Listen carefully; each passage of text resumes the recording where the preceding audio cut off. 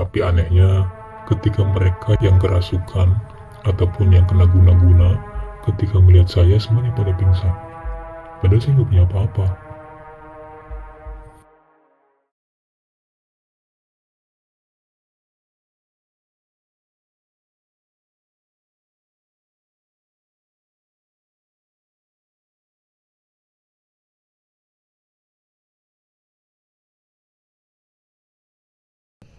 Kisah ini terjadi pada tahun 2020.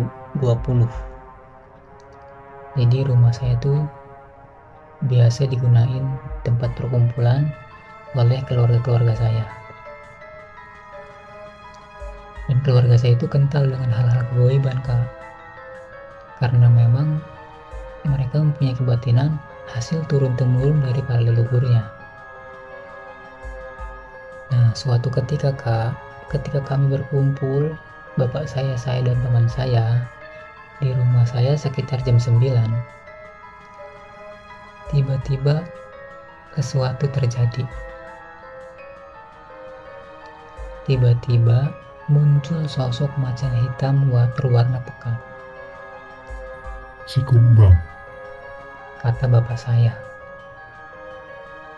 Nah, disinilah awal dimana saya, bapak saya dan teman saya itu mendapat undangan untuk pergi ke Gunung Sulanjana. Gunung Sulanjana itu, Kak, terletak di Desa Cokop Sulanjana, Kecamatan Waringin Gurung, Kabupaten Serang, Banten. Jarak lokasi Gunung Sulanjana itu dari rumah saya sekitar 1 jam perjalanan. Di atas Gunung Sulanjana itu katanya terdapat makam bernama Ki Sulanjana. Dan terdapat juga sumur 7, di mana sumur ini adalah sumur keramat yang biasa orang mengambil untuk pengobatan. Nah, tiba-tiba si macan hitam itu ataupun yang sering kita disebut si kumbang itu izin untuk masuk ke raga paman saya untuk menyampaikan sesuatu.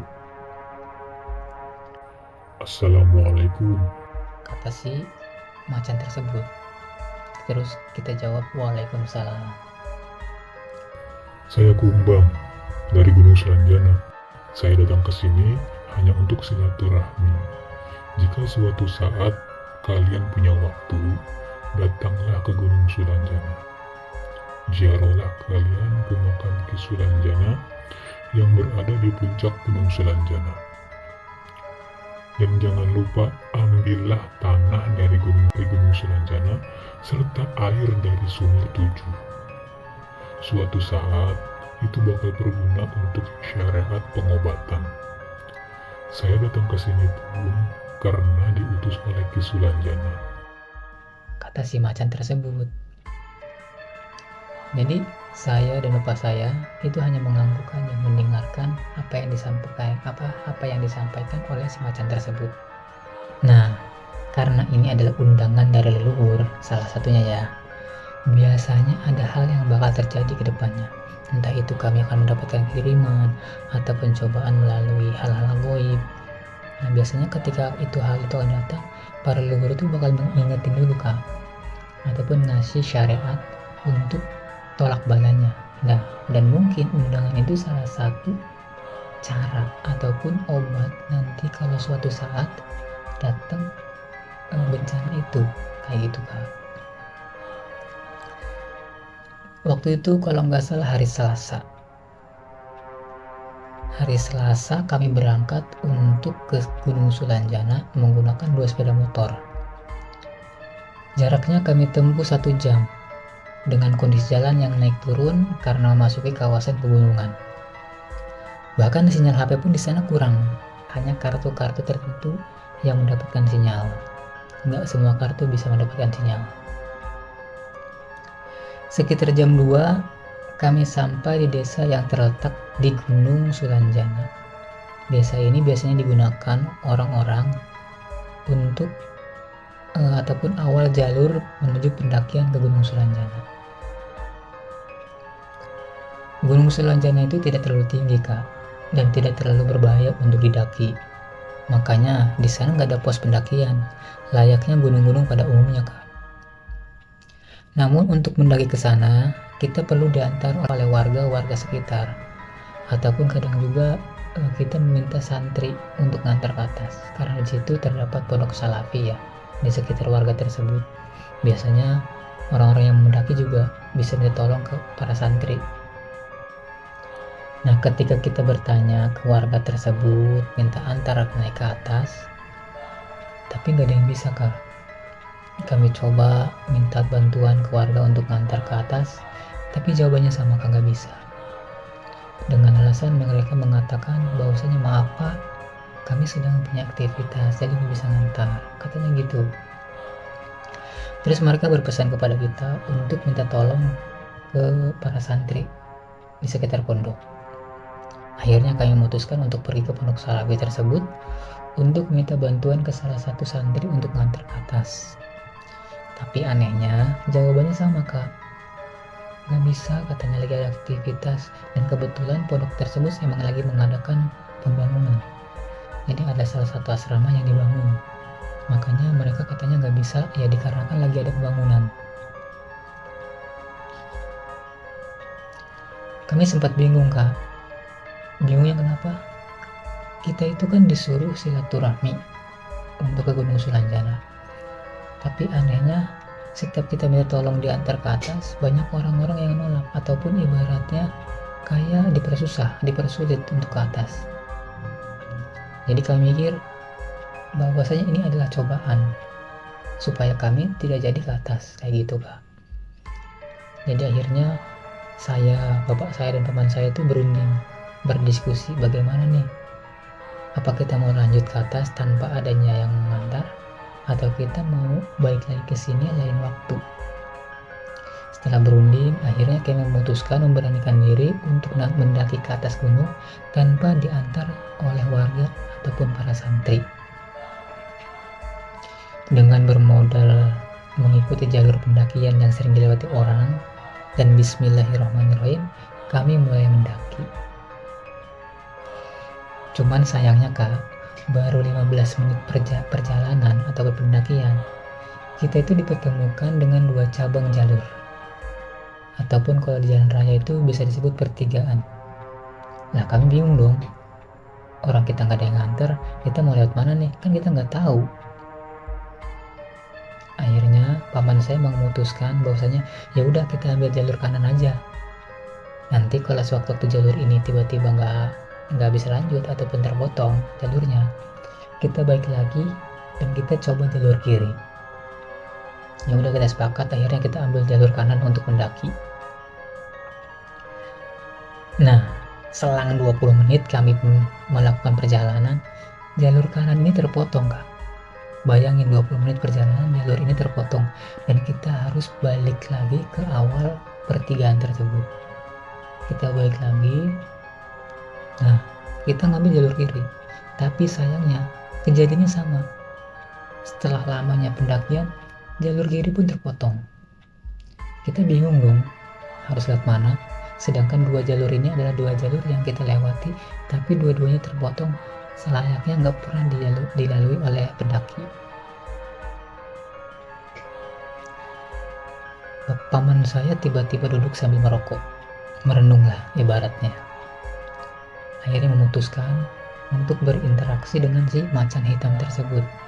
Macan hitam yang undang kami ke sini nih.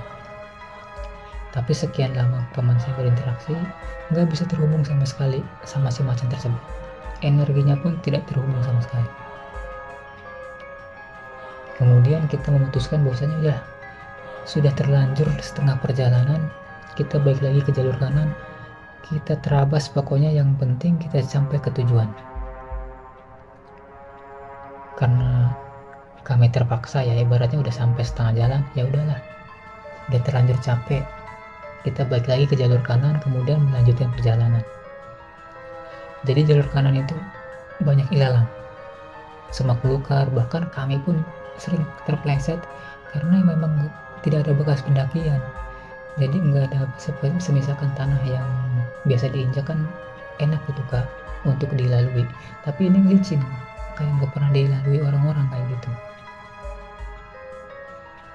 Selang 30 menit, selang 10 menit Selang 10 menit pendakian melalui jalur kanan ini Kak, kita itu nyampe di tempat yang mana enaklah buat istirahat, buat duduk. Ya udah, akhirnya kita istirahat, duduk, minum, ngerokok dulu gitu kan, sambil nengok pikiran ini kita bakal sampai apa enggak ya. Nah pas kita lagi ngobrol-ngobrol, lagi istirahat sambil ngerokok, tiba-tiba paman saya ngelihat asap Kak. Itu sekitaran 5 km lah di atas kita itu ada asap, ada kepulan asap. Kita positive thinking dong, kalau ada asap berarti ada orang yang ngebakar ataupun ada petani yang sedang berkebun gitu kan di atas. Nah kita nggak panjang, kita udah nggak, kita senang dong naik asap berarti ada orang. Ya udah, akhirnya kita coba ke atas, jarak 5 km kita naik ke atas. Enggak lama kemudian kami melihat gubuk ataupun saung. Di situ ada orang. Maaf ya, pemuda ini sedang duduk, di depannya itu membakar kayu bakar. Jadi kayu bakar dibakar sama dia duduk di saung, tapi keadaan pemuda ini maaf badannya nggak normal, dalam artian bongkok. Jadi pemuda ini berbadan bongkok sedang duduk di saung, sedang melihat kayu bakar yang dibakar. Ya udah dong, kita datengin lah. Kita ucap assalamualaikum Kang. Terus si pemuda itu dengan sopannya menjawab, waalaikumsalam Pak, sini duduk Pak, istirahat dulu. Kami akhirnya meminta izin kerja ke beliau ya untuk duduk mengikut istirahat gitu kan. Kemudian si pemuda tersebut nanya, dari mana Pak, katanya. Terus kita jawab, dari Serang Kang. Oh dari Serang, katanya, bertiga aja? Iya. Kakang sendirian? Iya saya biasa sendiri, kata pemuda tersebut. Jadi si pemuda ini biasa sendiri ke atas gunung. Dia tuh sering merenung katanya, ataupun menyendiri di atas gunung. Dan dia itu membakar kayu itu supaya nggak ada nyamuk. Kemudian si pemuda tersebut bertanya kepada kami, kok nggak ada yang nganter Pak? Iya, kami padahal sudah meminta tolong kepada para warga dan para santri untuk minta diantar ke atas, tapi nggak ada yang bisa, semuanya pada sibuk aktivitas. Ya udah dong, akhirnya kami beranikan diri untuk naik bertiga tanpa diantar oleh warga. Pemuda ini lanjut bertanya, tujuannya mau kemana Pak? Terus kami menjawab, kami mau ziarah ke makam Ki Sulanjana dan mau minta air dari sumur 7. Terus pemuda itu bilang, loh, kalau makam Ki Sulanjana sama sumur 7 mah ada di sebelah saung sini Pak. Lah kami kaget dong, masa iya sih tiba-tiba kami sudah sampai? Padahal kami ngerasa belum jauh perjalanan kami. Bahkan hanya mungkin bisa dibilang baru setengahnya. Tapi kata si pemuda tersebut kita sudah sampai di makam dan sumur 7 itu. Dan pas kita nengok ke sebelah saung, ternyata benar di sebelah situ ada batu gede. Jadi sumur 7 itu terletak di batu besar. Nah batu besar ini terletaknya di pinggir jurang. Di batu besar ini ada bolongan 7 lubang, di mana tersebut ada airnya. Dan air ini gak pernah surut meskipun musim kemarau. Nah di sebelah sumur 7 ini ada makam, dan itu katanya makam Ki Sulanjana. Kemudian kami mengatakan ke pemuda tersebut bahwasanya kami didatangi matan hitam yang mengaku dari peliharaannya Ki Sulanjana. Jadi kami diundang untuk kesini untuk berziarah dan disuruh mengambil air dari sumur 7-nya. Nah setelah paman saya mengatakan begitu, si pemuda tersebut kaget, kemudian ingin bertanya ke paman saya. Katanya begini, kalau boleh tahu saya boleh nggak bertanya Pak? Katanya begitu. Emang ada apa Kang? Kata paman saya. Jadi saya itu merasa bingung dengan diri saya, kata pemuda tersebut. Saya sering merenung di atas gunung sini. Nggak tahu kenapa, tapi saya sering datang ke gunung ini sambil mencari kayu bakar untuk di pondok. Saya pernah didatangin orang-orang Kang. Orang-orang yang sakit, orang-orang yang kerasukan, bahkan orang yang diguna-guna. Mereka katanya bermimpi kalau disuruh mencari saya agar bisa sembuh. Padahal saya sendiri nggak bisa apa-apa. Saya bingung kenapa orang-orang mencari saya. Kemudian paman saya memberi solusi. Paman saya itu izin ke pemuda tersebut untuk berinteraksi dengan batin si pemuda tersebut. Nah, setelah berinteraksi, tiba-tiba paman saya kaget karena kedatangan macan putih, ataupun bisa disebut biasanya si kapuk. Paman saya bilang, maaf nih, mau izin, ada yang mau menyampaikan sesuatu yang mau masuk ke raga saya, kata paman saya. Ya udah katanya, masukin aja biar jelas katanya. Setelah itu tiba-tiba masuklah si macan tersebut ke raga paman saya, kemudian mengatakan sesuatu untuk si pemuda tersebut. Jangan gak perlu khawatir. Saya macan putih ataupun si kapuk dari Gunung Sulanjana yang diutus Ki Sulanjana untuk mendampingi Ajengan. Ajengan cukup jalani aktivitas seperti orang normal pada umumnya. Dan adapun suatu saat ada yang minta pertolongan masalah kegoiban, itu urusan saya. Ajengan cukup berdoa kepada Tuhan dan sisanya serahkan kepada saya. Ucap macan putih tersebut yang berbicara melalui badan paman saya. Saya hanya menjalankan tugas dari Ki Sulanjana. Jadi Ajengan gak perlu khawatir. Jika ada yang minta tolong, jangan takut. Karena saya akan menanganinya. Lanjut macan tersebut. Hingga akhirnya macan tersebut keluar. Usut demi usut, pemuda tersebut ternyata anak yatim piatu.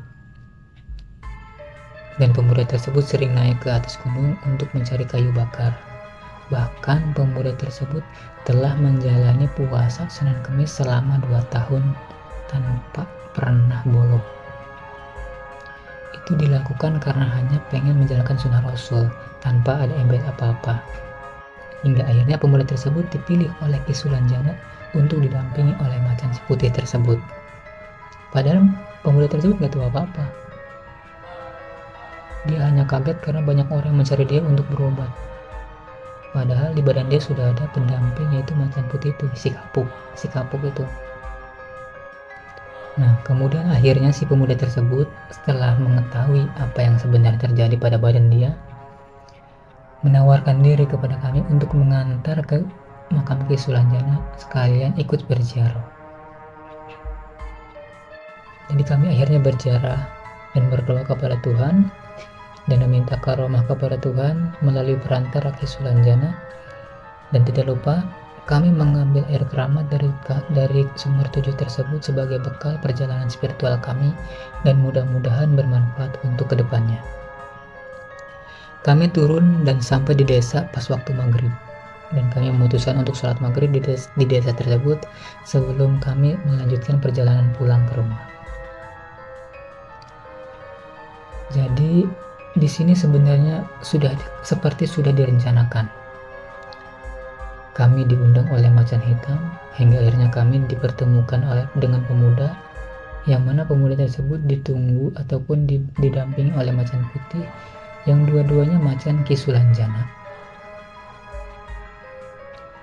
Jadi kami merasa bersyukur ibaratnya dipertemukan di perjalanan dan bisa memberikan arahan kepada si pemuda tersebut bahwasanya pemuda tersebut suatu saat akan bisa menjadi ahli pengobatan. Meskipun pemuda tersebut nggak tahu apa-apa, tapi di dalam badannya si macan tersebut sudah siap untuk menolong orang yang dapat hambatan masalah kegoiban. Begitu Kak kira-kira ceritanya. Ya, ini hanya sekedar berbagi. Apabila ada sesuatu yang kurang ataupun ada orang yang pernah naik ke atas Gunung Sulanjana dan beda ceritanya dengan saya, ya saya mohon maaf, karena ini adalah versi saya dan keluarga saya. Mungkin cukup sekian Kak. Ya, terima kasih.